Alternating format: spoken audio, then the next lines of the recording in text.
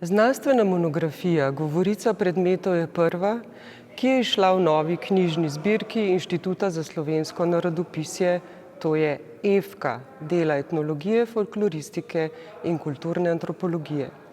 Napisale smo jo sodelavke inštituta, profesor dr. Maja Godina Golja, docent dr. Špela Ledinek Lozej in dr. Vanja Huzjan.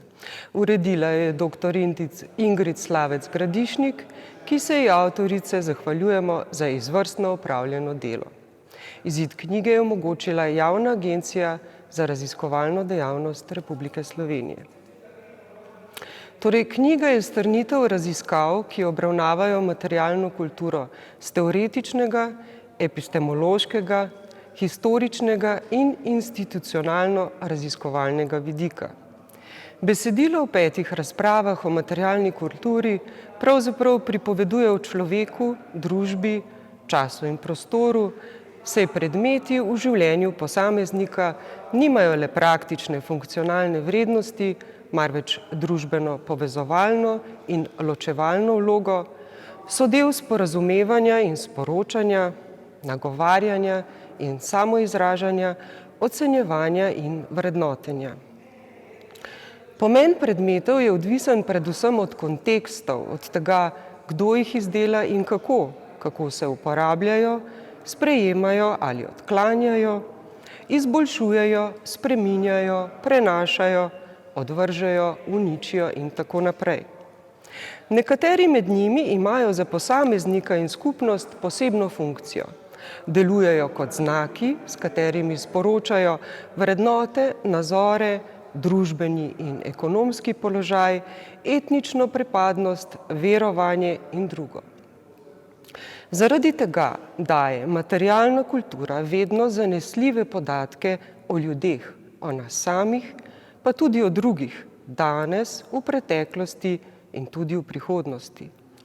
Kljub širitvi pomena virtualnega sveta so predmeti temeljni del naše eksistence in komunikacije, so vidni in povedni indikatorji tega, kdo smo. Torej, v prvem delu knjige so obravnavani teoretični koncepti in zgodovina etnološkega raziskovanja snovnega sveta. Poznavanje preteklih sestavin materialne kulture in njenega raziskovanja pojasnjuje tudi današnje življenje in kulturo, pojasnjuje pa tudi današnje raziskovalne napore in zagate. V drugem delu knjige so predstavljene 3 etnološke študije o bivalni, oblačilni in prehranski kulturi. Prva govori o ognjiščih v Vipavski dolini kot središču vsakdanjih in nekaterih dediščinskih praks, druga o oblačilnem videzu ljubljanskih predšolskih otrok v prvi polovici 20. stoletja, tretja pa o bučnem olju, značilni sestavini prehrane in identitete na Štajerskem. Knjigi je dodana bogata literatura ter imensko in stvarno kazalo. Če strnem, v monografiji so v ospredju sodobni etnološki pogledi na materialno kulturo, za katere niso pomembne le obravnave predmetov samih, temveč tudi razmerje med ljudmi in predmeti. K branju naj bi povabila študente humanističnih in družboslovnih ved, strokovno javnost in tudi ljubitelje etnologije, ki bodo v študijah primerov preteklega in sodobnega vsakdanjika našli zanimivo čtivo.